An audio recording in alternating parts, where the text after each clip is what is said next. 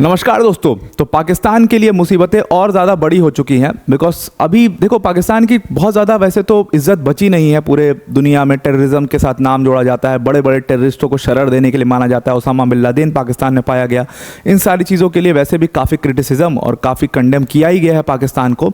अब क्या हुआ है कि सऊदी अरेबिया, जो कुछ ही चुनिंदा अच्छी फ्रेंडली कंट्रीज़ हैं पाकिस्तान की, तो उनमें से एक सऊदी अरेबिया है, उनमें से यूएई, ये सारी कंट्रीज़ हैं जो कि पाकिस्तान के साथ थोड़ा सा मिलजुल के काम करना चाहती हैं। ईरान के साथ तो वैसे भी थोड़े बॉर्डर इश्यूज़ हैं।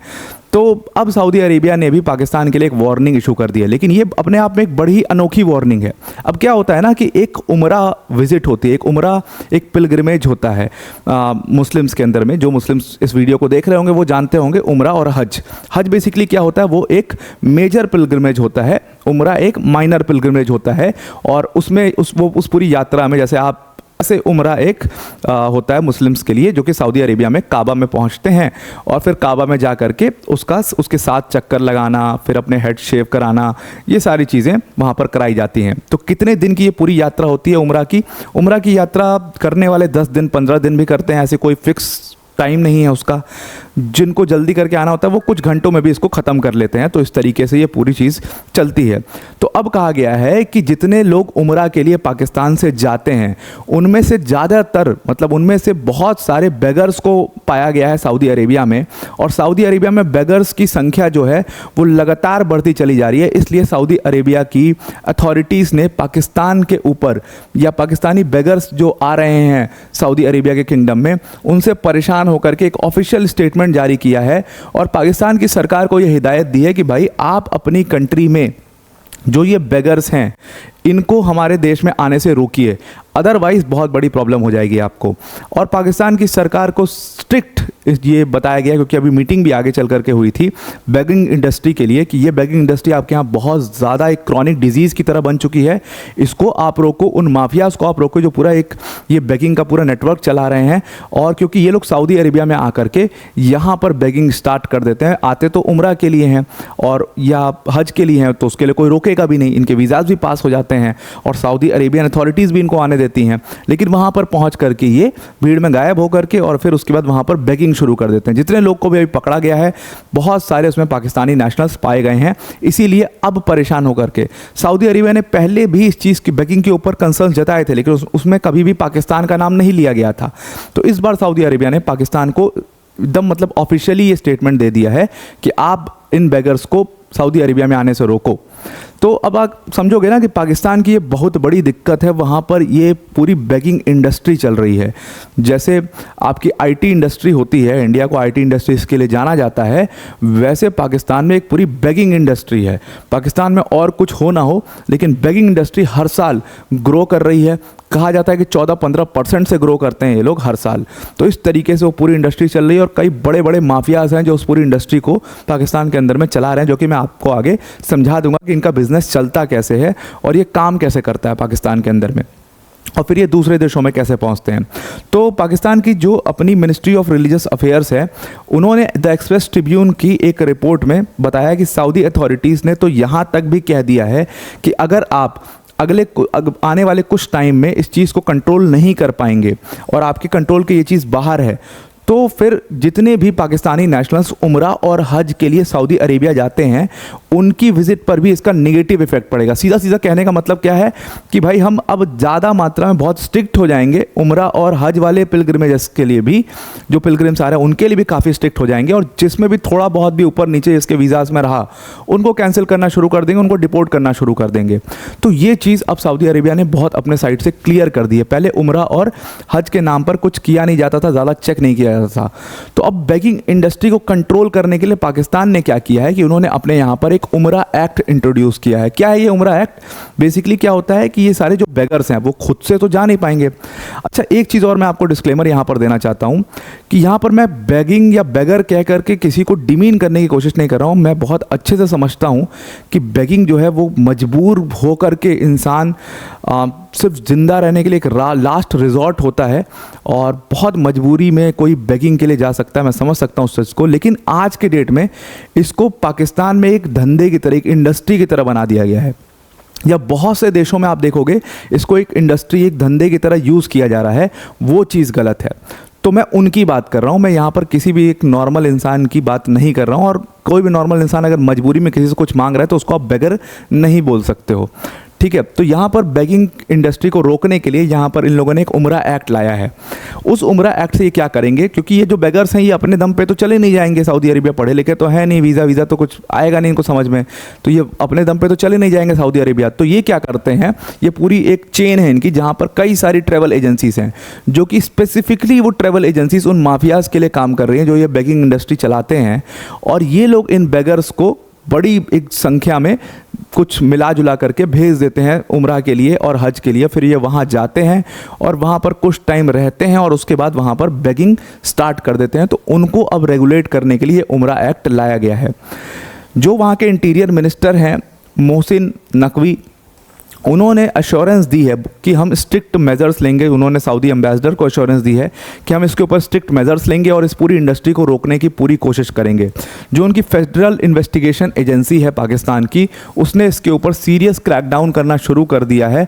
बिकॉज अब ये एक बहुत बड़ा मैटर बन चुका है, पब्लिक में आ चुका है, हम इसको कवर कर रहे हैं। तो आप समझ ही सकते हो कि पाकिस्तान की जो बची कुची इज्जत थी, मतलब वैसे तो बहुत इज्जत बची है नहीं अब दुनिया में उनकी, लेकिन जो बची कुची इज्जत थी वो भी अब मतलब पूरी तरीके से ख़त्म होती जा रही है इस बेगिंग इंडस्ट्री की वजह से। और सिर्फ मिडिल ईस्ट का यही देश नहीं है, मिडिल ईस्ट के बहुत सारे देश हैं जो इस चीज़ से परेशान है, इस बेगिंग पूरी इंडस्ट्री से परेशान है कि ये लोग पिलग्रिमेज के लिए आते हैं और फिर यहीं पर रुक करके और फिर अलग अलग देशों में अपने मतलब बेगर्स फैलने लग गए हैं।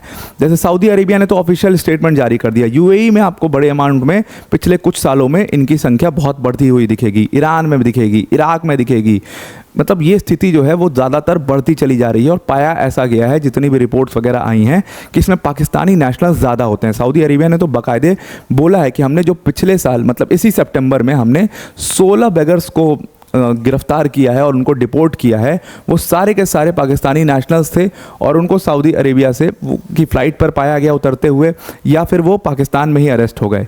इस तरीके से 16 बेगर्स को तो सिर्फ सितंबर में पकड़ा गया है और ये संख्या बहुत बड़ी है। इसका नंबर जो है कोई डॉक्यूमेंटेड नहीं है, लेकिन ये बहुत बड़ी संख्या है। और क्योंकि बार बार पाकिस्तानी नेशनल्स का नाम आ रहा था, इसलिए सऊदी अरेबिया ने इस ऑफिशियल स्टेटमेंट को जारी किया है।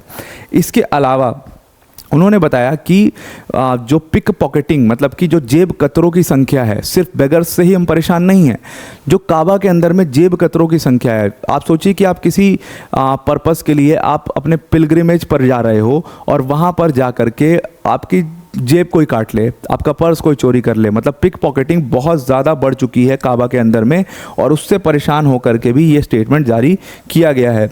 ये सारे पिक पॉकेट्स जितनों को अरेस्ट किया गया है, इनमें से भी ढेर सारे पिक पॉकेट्स जो हैं वो पाकिस्तानी नेशनल्स पाए गए हैं। अब आप अगर समझोगे ना ये प्रॉब्लम है क्या बेगर्स की, मतलब इतना बड़ी क्या प्रॉब्लम हो गई कि इसके ऊपर ऑफिशियल स्टेटमेंट एक देश को जारी कर जाना पड़ जा रहा है और एक पूरी आप वीडियो बना रहे हो उसके ऊपर। तो देखो इसमें ना 2 आर्टिकल्स हैं, आप जा करके खुद भी चेक कर लेना। एक आर्टिकल तो इस पूरी बेगिंग इंडस्ट्री के वैल्यूएशन के ऊपर है। डॉन जो कि सबसे रेप्यूटेड न्यूज़ एजेंसी है पाकिस्तान की, उन्होंने 2 आर्टिकल्स पब्लिश किए हैं। एक तो बेगिंग इंडस्ट्री के वैल्यूएशन के ऊपर उन्होंने एक फैक्ट चेक किया है। फैक्ट चेक किस चीज़ का किया है? अपने पुराने वाले आर्टिकल का। तो मैं पहले वाला आर्टिकल आपको बताता हूँ, फिर दूसरे आर्टिकल पर हम आते हैं। देखो डॉन ने एक आर्टिकल पब्लिश किया था, अ बर्डन ऑन इकोनॉमी करके। आप जा करके गूगल पे इस आर्टिकल को सर्च कर लीजिएगा, आपको मिल जाएगा। अब बर्डन ऑन इकोनॉमी इस वाले आर्टिकल में इन्होंने बताया कि ये जो बेगर्स हैं इनकी एक पूरी इंडस्ट्री है। ऐसी बहुत सारी स्टोरीज़ हैं बेगिंग से रिलेटेड जो कि आपको मिल जाएंगी यूट्यूब के ऊपर। और एक डॉक्टर शाजिया करके हैं पाकिस्तान की, उनकी बहुत एक फेमस स्टोरी है कि उनकी शादी होती है एक घर में और वो घर के लोग जो है वो बहुत ही लैविश लाइफ जी रहे होते हैं। उनके मैंशंस होते हैं, बड़ी बड़ी गाड़ियाँ होती हैं। लेकिन जब इतना बड़ा किसी का है, आप घर देख रहे हो, इतनी रेपुटेशन देख रहे हो, गाड़ियाँ देख रहे हो, सब कुछ देख रहे हो, तो उनका काम क्या है? सबसे पहले आप ये पूछोगे कि भाई काम क्या करते हो आप? तो उनका काम कुछ समझ में नहीं आ रहा था कि भाई डॉक्टर इंजीनियर हैं क्या एग्जैक्टली ये लोग। तो उन्होंने इस चीज़ के बारे में उन्होंने बताया है अपने यूट्यूब वीडियो में कि बहुत सालों बाद मुझे पता लगा कि ये एक पूरा बेगिंग का मतलब चेन चलाते हैं। इनकी पूरी एक बेगिंग इंडस्ट्री है और उसमें ये माफिया सा काम करते हैं और पर डे की इनकी वसूली होती है। जो पर डे बेगर आपसे लेता है वो फिर जाता है और आधा अमाउंट इनको चला जाता है और आधा बेगर रखता है।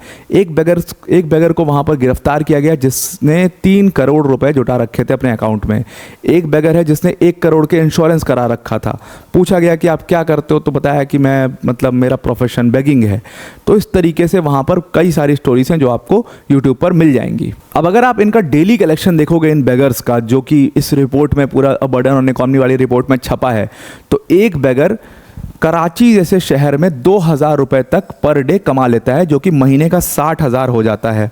वहीं पर लाहौर जैसे शहर में 1,400 रुपये और इस्लामाबाद जैसे शहर में 950 रुपये वो कमा पाता है। अब ये डिक्रीजिंग ऑर्डर में क्यों है, अब इसके ऊपर भी बताया गया है, कई सारे पाकिस्तानी यूट्यूबर्स द्वारा ये चीज़ बताई गई है कि देखो ये डिक्रीजिंग ऑर्डर में इसलिए है कि जिस शहर में जितनी ख़राब सड़कें होंगी, जितना ख़राब ट्रैफिक की व्यवस्था होगी, जो बहुत कंजेस्टेड सिटीज़ होंगी, जैसे कराची की बहुत बर्बाद सड़कें हैं, बहुत बुरा हाल है कराची का, ट्रैफिक बहुत लगता है वहाँ पर, तो वहाँ पर कलेक्शन ज़्यादा हो पाता है क्योंकि गाड़ियाँ ज़्यादा रुक पाती हैं। और वहीं पर आप लाहौर में चले जाइए, थोड़ी मीडियोकर है, तो वहाँ पर थोड़ा कम कलेक्शन है। इस्लामाबाद में ज़्यादा अच्छी सड़कें हैं, ट्रैफिक नहीं लगते, ट्रैफिक सिग्नल फॉलो होते हैं, तो इसलिए वहाँ पर कलेक्शन बहुत कम है। तो लेकिन फिर भी एक एवरेज अमाउंट अगर आप निकाल लोगे एक बेगर का, तो वो 850 रुपये के करीब हो जाता है, जो कि एक बहुत बड़ा अमाउंट है बीइंग अ बेगर। तो ये आप समझ लो कि 2,000 रुपये तक एक बेगर यहाँ पर कराची जैसे शहर में कमा लेता है। तो और इसीलिए पाकिस्तान में एक पूरी बेगिंग इंडस्ट्री जो है वो चल रही है। अब इसका वैल्यूएशन जो इसी आर्टिकल में इसका वैल्यूएशन लगाया गया था, बताया गया कि ये पूरी बेगिंग इंडस्ट्री $42 बिलियन की इंडस्ट्री है, जो कि पाकिस्तान की जीडीपी का 12 से 13% हो जाता है। हालांकि जब फैक्ट चेक वाली रिपोर्ट लेकर के आए द डॉन वाले, तो बोला कि ये जो आपने बताया है, हमने जो अपने पुराने वाले रिपोर्ट में छापी थी कि $42 बिलियन की इंडस्ट्री है और तमाम ये चीज़ें, वो मिसलीडिंग क्लेम्स हैं। इतनी बड़ी बेगिंग इंडस्ट्री है, बिल्कुल है, वो काम कर रही है, बहुत अच्छे से काम कर रही है, लेकिन उसका इतना बड़ा वैल्यूएशन नहीं है। हालांकि वैल्यूएशन पता कर पाना बहुत मुश्किल है, बिकॉज कोई रिकॉर्डेड और डॉक्यूमेंटेड इंडस्ट्री तो है नहीं कि इसका वैल्यूएशन आप निकाल लो। कोई एक्सेल शीट तो इनकी बनती नहीं है, कोई रिटर्न्स तो फाइल कर नहीं रहे हैं, तो ऑब्वियस सी बात है कि इनका वैल्यूएशन निकालना बहुत मुश्किल है। वहीं दूसरी तरफ बताया गया है इसी अपने रिपोर्ट में डॉन के कि 24 से 25 करोड़ वाले पाकिस्तान देश में कम से कम 4 से 5 करोड़ बेगर्स पर डे काम कर रहे होते हैं। तो आप समझ सकते हो कि इनका पर डे का कलेक्शन, अगर एक बेगर का आप 850 रुपये भी मान लो या आप 1,000 रुपये मान करके चल लो, तो भी वो 5 करोड़ बेगर्स अगर काम कर रहे हैं तो वो पर डे कलेक्शन कितना करते हैं और फिर महीने का कलेक्शन कितना करते हैं, इसका अंदाज़ा आप लगा लेना। इसी बेगिंग इंडस्ट्री से परेशान होकर के सऊदी अरेबिया विवश हो चुका है, क्योंकि ये इतनी बड़ी प्रॉब्लम बन चुकी है कि उन्हें एक ऑफिशियल स्टेटमेंट इसके ऊपर जारी करना पड़ गया। तो आई होप आपको पूरा आर्टिकल समझ में आ गया होगा। अब वीडियो को एंड करने से पहले अनअकैडमी टीम की तरफ से एक बहुत बड़ी अनाउंसमेंट है। अगर आप यूपीएससी सीएससी 2025 की प्रिपरेशन करना चाहते हैं तो अनअकैडमी ने अब आपके लिए राहें बहुत आसान कर दी हैं। जिस यूपीएससी सीएससी की कोर्स फीस 1.5-2 लाख रुपए हुआ करती थी, अनअकैडमी ने उसमें बिगेस्ट एवर प्राइस ड्रॉप करके उस कोर्स फीस को सिर्फ 24,999 कर दिया है। मतलब इस अमाउंट में आपको अनअकैडमी की टॉप फैकल्टीज़ जैसे मृणाल सर, प्रतीक सर, सुदर्शन सर जैसी फैकल्टीज़ पढ़ाएंगी। इसके साथ में आपको 1-to-1 मेंटोरशिप भी मिलेगा, आपके लिए स्पेसिफिक डाउट सेशंस भी लगाए जाएंगे, प्लस अगर जितने भी आप मेंस के टेस्ट लिखते हो उनका इवैल्यूएशन भी होगा। मतलब कि अपने आप में एक कंप्लीट प्रोग्राम है जहां पर आपका जीएस, सीसैट, टेस्ट सीरीज सब कुछ इसमें कवर कराया जाएगा। अगर आप इस डिस्काउंटेड प्राइस पर इस यूपीएससी सीएससी के सब्सक्रिप्शन को लेना चाहते हैं तो डिस्क्रिप्शन में लिंक दिया हुआ है, उस लिंक पर क्लिक करिएगा और जहां पर यूज़ कोड का ऑप्शन आएगा वहां पर आप APYT10 कैप्स में यूज़ करना, तो आप इस कोर्स को अवेल कर पाओगे। तो आई होप आपको पूरा आर्टिकल समझ में आ गया होगा। आज के लिए इतना ही। Thank you and have a nice day.